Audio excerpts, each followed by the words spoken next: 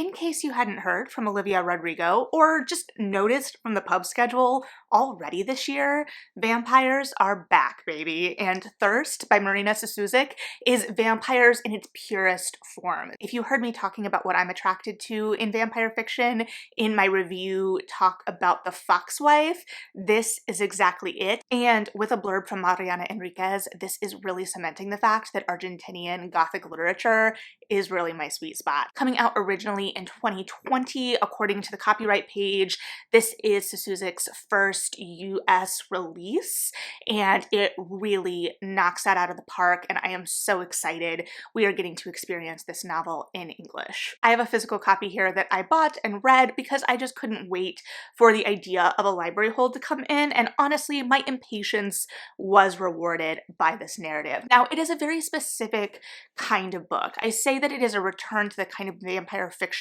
that I am really drawn to. One, what does that mean? We will go into. But two, it is still very literary. It's kind of running on voice and vibes, and I am not opposed to more genre-specific vampire fiction, do not get me wrong, but I think that that voice is really contributing to the tone and the darkness and the kind of gothic atmosphere of this that I'm really attracted to. It's dealing with vampires in their most primal kind of animalistic form while still engaging with vampires existing throughout history and watching the shifting of history and what that means, something I have mentioned before that I really enjoy. And in an echo to a theme we saw in The Foxwife, it explores the idea of modernity and how it kind of shifts the existence of monsters, not just our idea of monsters, but it looks at specifically photography and this idea of capturing the essence or the visual of the monster in the dark, and just the visuals that this paints are so stunning. But we're not just dealing with the idea of vampires in this, we also have a contemporary timeline where we have a protagonist that is dealing with a mother who is in an advanced stage of an illness that is terminal, and what that means and how her life has shifted. She is also the primary caretaker of her young son, and just what this stage of her life looks like, and mirroring that and juxtaposing that with the history of this vampire that we are introduced to early in the narrative. So it is structurally really told in two parts. We are introduced to the contemporary timeline in the kind of introduction to the book. We're setting the scene in a cemetery, which really establishes that gothic imagery, but it also introduces the idea of statues and stonework that is returned to again and again in the narrative, kind of conceptually, and is used as this idea of being something that kind of stands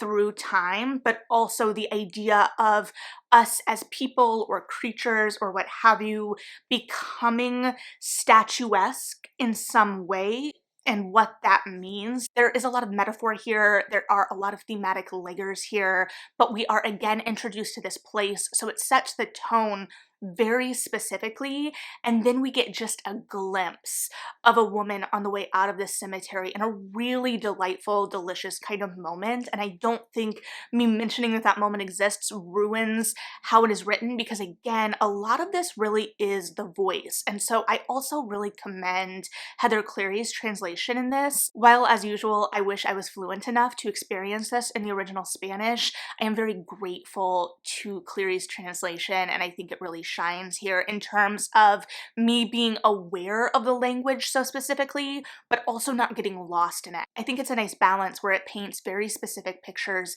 There is a very specific tone established.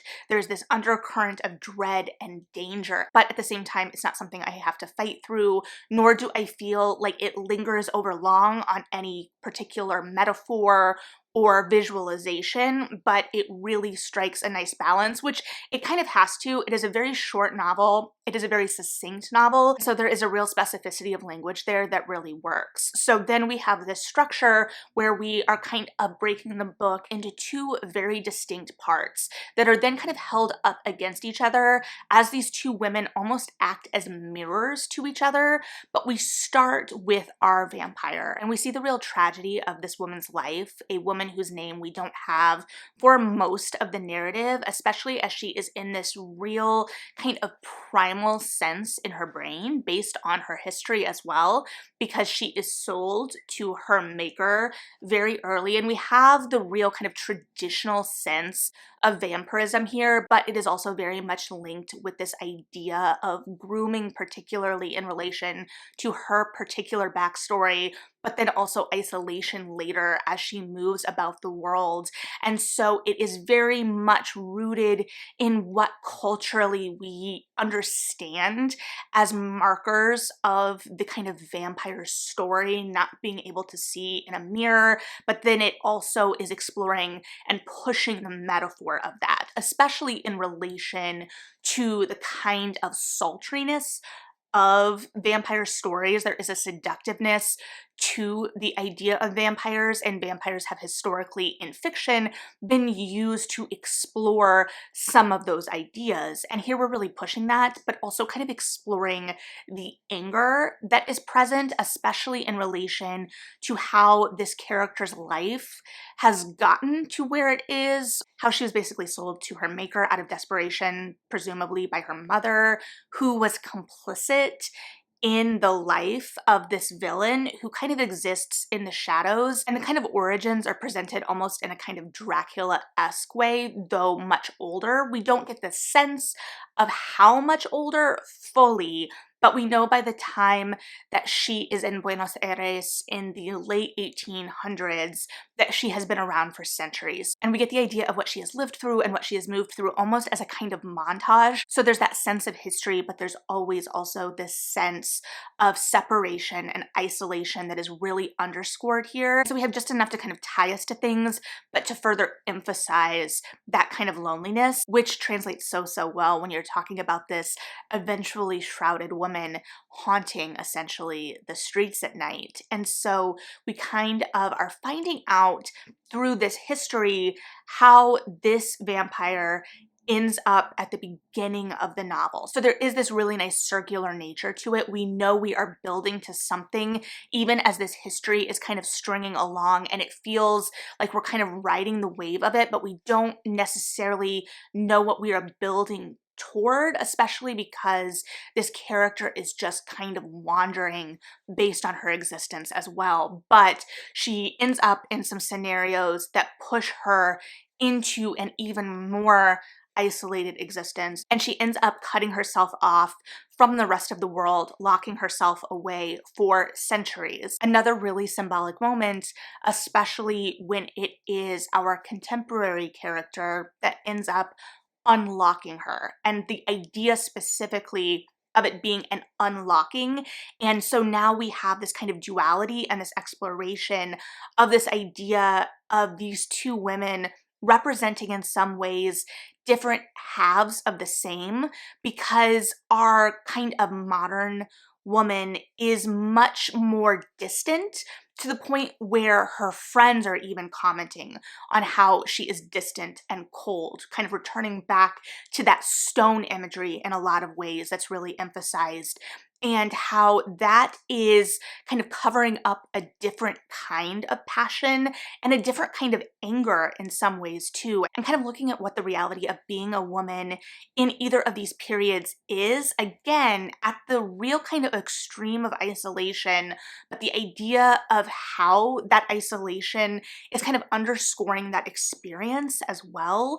And so there is still that anger there at circumstance, at this idea that life in this moment is such a disappointment and kind of just a monotonous slog. And this is also kind of exploring in the modern moment this idea of being a caretaker and the expectation of being a caretaker, but also the disappointment and heartbreak of losing a family member, particularly a mother, and the helplessness of that, which also ties into a lot of this imagery because her mother is suffering from a degenerative disease, and I don't know what exactly that is essentially paralyzing her, and it's kind of a long slow, awful process. Our main character has also just had some surgery on her back, I believe in relation to discs, and having a family history with a similar surgery.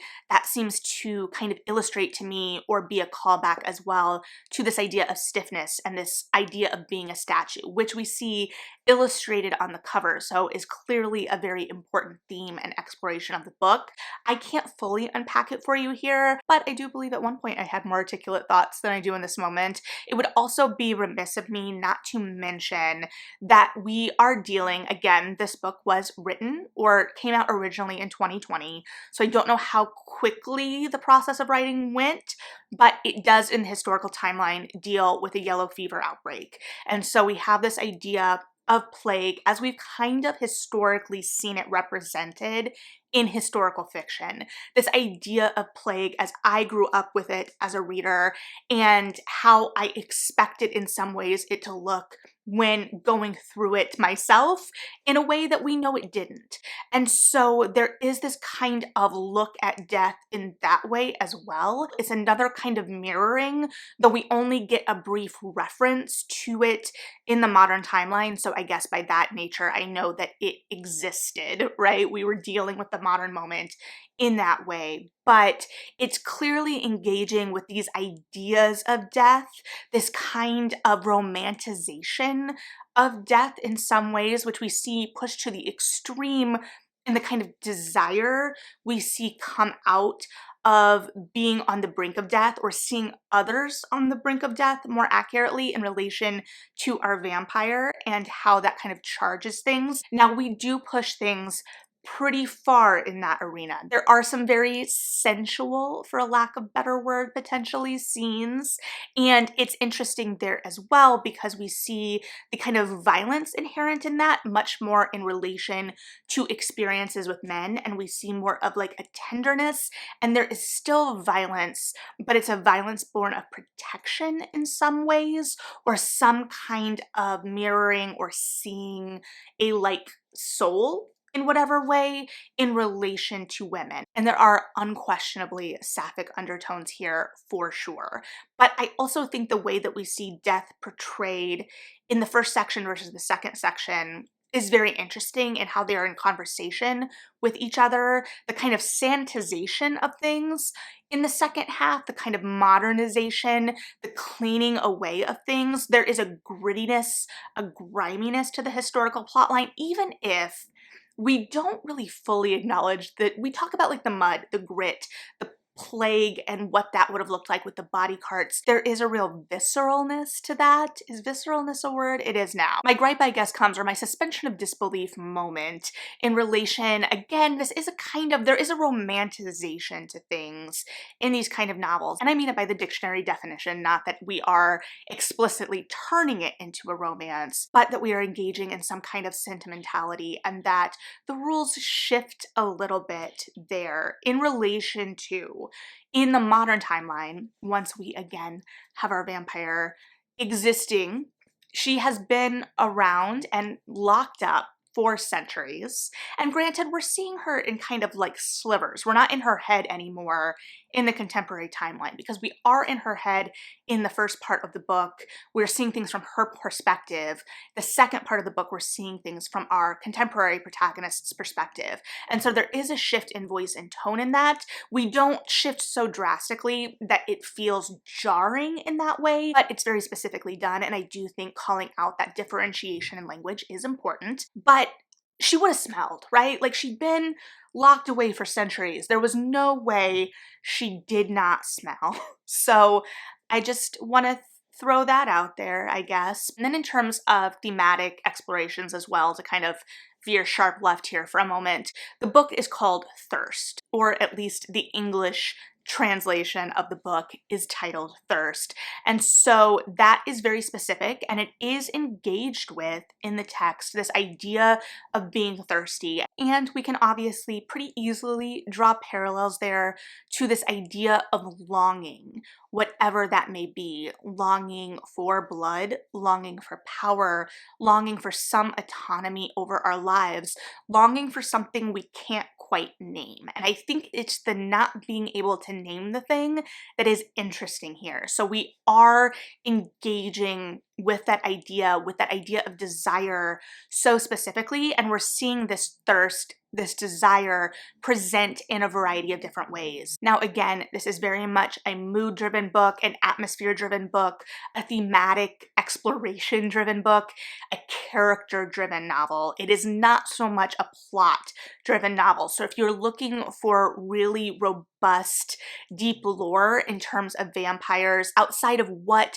we are kind of bringing to the table as a kind of a social collective in our understanding of vampires, because those kinds of things are referenced, but kind of offhand. It's almost a shorthand, acknowledged, assumed language that we are bringing to the table in some ways. And there are slight deviations and there are ways that that's played with, but not to any specific extremes. That being said, you're not going to find long-standing histories between different groups of vampires. You're not going to find like interpersonal politics, because we are dealing with a very solitary character. The idea of a character that lives in legend in some ways, that could have been the impetus, the birth of an urban legend. The idea of the shrouded, unassuming but dangerous woman wandering after dark. It's a very striking image. So that is what we are kind of playing with, and the themes around that, more than plot driving what is going on. Because again, we have all of this rich history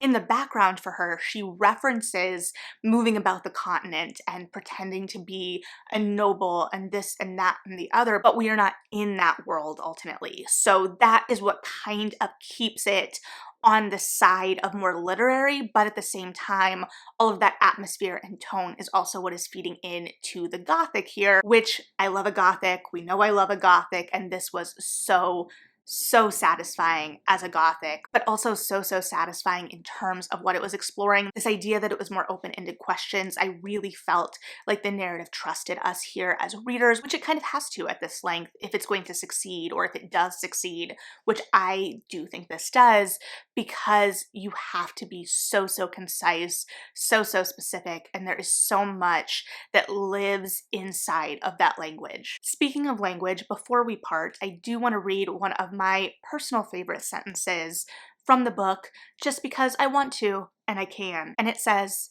"Every horror has a moment when it glistens.